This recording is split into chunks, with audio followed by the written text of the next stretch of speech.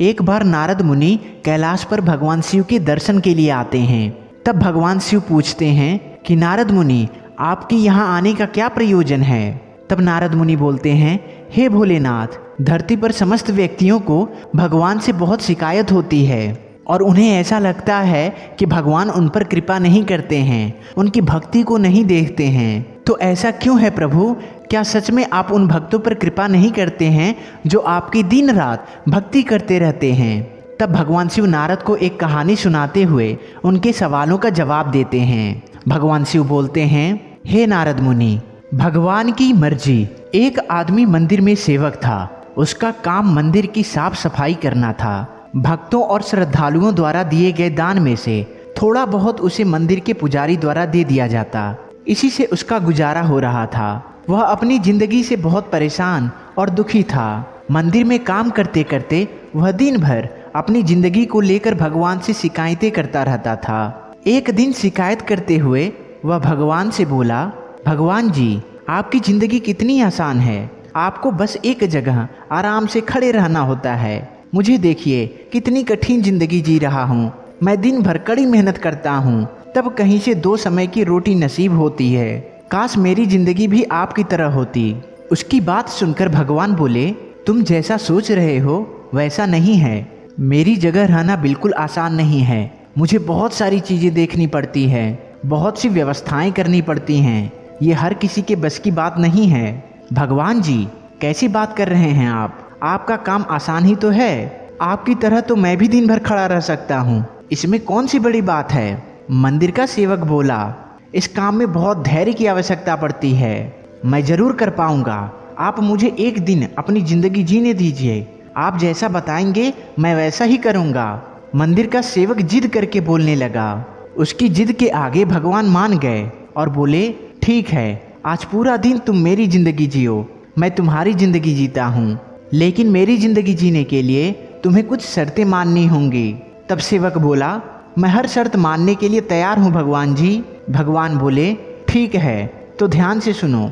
मंदिर में दिन भर बहुत से लोग आएंगे और तुमसे बहुत कुछ कहेंगे। कुछ तुम्हें अच्छा बोलेंगे तो कुछ बुरा बोलेंगे।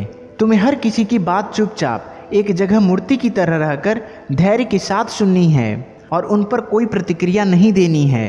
तब सेवक मान गया। भगवान और उस आदमी ने अपनी जिंदगी एक दिन के लिए आपस में बदल ली। सेवक भगवान की जगह मूर्ति बनकर खड़ा हो गया। भगवान मंदिर की साफ सफाई का काम निपटाकर वहां से चले गए।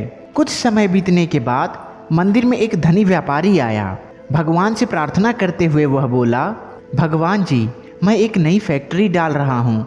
मुझे आशीर्वाद दीजिए कि यह फैक्ट्री अच्छी तरह से चले और मैं इससे अच्छा मुनाफा कमा सकूं।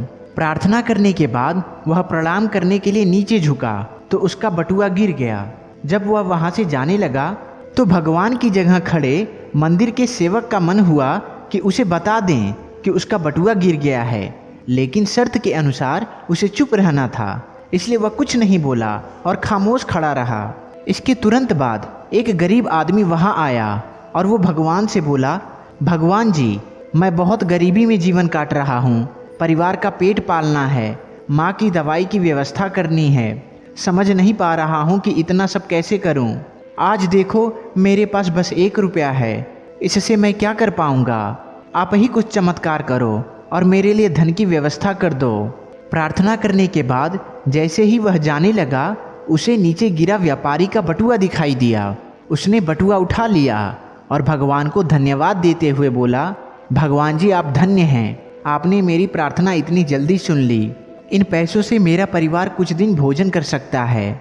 माँ की दवाई की व्यवस्था भी हो सकती है। भगवान को धन्यवाद देकर वह वहाँ से जाने लगा। तब भगवान बने मंदिर के सेवक का मन हुआ कि उसे बता दें कि वह बटुआ तो व्यापारी का है, उसे मैंने नहीं दिया है। वह जो कर रहा है वह चोरी है। लेकिन वह चुप रहने के लिए विवश था, इसलिए मन मारकर चुपचाप खड़ा रहा। मंदिर में आने वाला तीसरा व्यक्ति एक नाविक था। वह 15 दिन के लिए समुद्री यात्रा पर जा रहा था। भगवान से उसने प्रार्थना की उसकी यात्रा सुरक्षित रहे और वह सकुशल वापस आ सके। वह प्रार्थना कर ही रहा था कि धनी व्यापारी वहां आ गया। वह अपने साथ पुलिस भी लेकर आया था। नाविक को देखकर वह पुलिस से बोला, मेरे बाद ये मंदिर में आया है, जरूर इसने ही मेरा बटुआ चुराया होगा, आप इसे गिरफ्तार कर लीजिए। पुलिस नाविक को पकड़कर ले जाने लगी। भगवान बने सेवक को अपने सामने होता हुआ ये अन्याय सहन नहीं हुआ। शर्त अनुसार उसे चुप रहना था, लेकिन उसे लगा कि बहुत गलत हो चुका है। यदि अब मैं चुप रहा तो एक निर्दोष आदमी को व्यर्थ में ही सजा भुगतनी पड़ेगी। उसने अपनी चुप्पी तोड़ते हुए कहा, आप गलत व्यक्ति को पकड़कर ले जा रहे हैं। ये बटुआ इस नाविक की नहीं है। ये बटुआ इस नाविक ने नहीं, बल्कि इसके पहले आए गरीब व्यक्ति ने चुराया है। मैं भगवान हूँ और मैंने सब देखा है। पुलिस भगवान की बात कैसे नहीं मानती। उनकी बात मानकर उन्होंने नाविक को छोड़ दिया और उस गरीब को पकड़ लिया जिसने बटुआ लिया था। शाम को जब भगवान वापस आए तो मंदिर के सेवक ने पूरे दिन का वृत्तांत सुनाते हुए उन्हें गर्व के साथ बताया कि आज मैंने एक व्यक्ति के साथ अन्याय होने से रोका है। देखिए आपकी ज़िंदगी जीकर आज मैंने कितना अच्छा काम किया है। उसकी बात सुनकर भगवान बोले, ये तुमने क्या किया? मैंने तुमसे कहा था कि चुपचाप मूर्ति बनकर खड़े रहना, लेकिन वैसा न कर तुमने मेरी पूरी योजनाओं पर पानी फेर दिया। उस धनी व्यापारी ने बुरे कर्म करके इतना धन कमाया है, यदि उसमें से कुछ पैसे गरीब आदमी को मिल जाते तो उसका भला हो जाता और व्यापारी के पाप भी कुछ कम हो जाते। जिस नाविक को तुमने समुद्री यात्रा पर भेज दिया है, अब वह जीवित वापस नहीं आ पाएगा। समुद्र में बहुत बड़ा तूफान आने वाला है।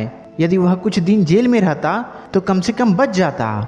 सेवक को यह सुनकर एहसास हुआ कि वह तो बस वही देख पा रहा था जो आंखों के सामने हो रहा था। उन सबके पीछे की वास्तविकता को वह देख नहीं पा रहा था। जबकि भगवान जीवन के हर पहलू पर विचार कर अपनी योजना बनाते हैं और लोगों के जीवन को चलाते हैं। तब भगवान शंकर ने नारद से कहा, नारद, इस कहानी से हमें क्या सीख मिलती है? हम सब भी भगवान की योजनाओं को समझ नहीं पाते। जब हमारे साथ कुछ गलत हो रहा होता है या हमारे हिसाब से कुछ नहीं हो रहा होता है तो अपना धैर्य खोकर हम भगवान को दोष देने लगते हैं।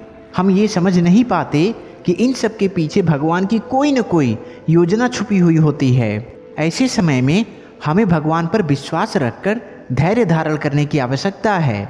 इसलिए चिंता न करें। यदि आपकी मर्जी से कुछ नहीं हो रहा है तो इसका अर्थ है कि वह भगवान की मर्जी से हो रहा है, और भले ही देरी से ही सही, भगवान की मर्जी से सब अच्छा ही होता है। तो दोस्तों, उम्मीद करता हूँ यह कहानी, यह कथा आपको बेहद पसंद आया होगा। तो कृपया करके चैनल को सब्सक्राइब करें और वीडियो को अपने परिवार वालों के साथ शेयर करें। धन्यवाद।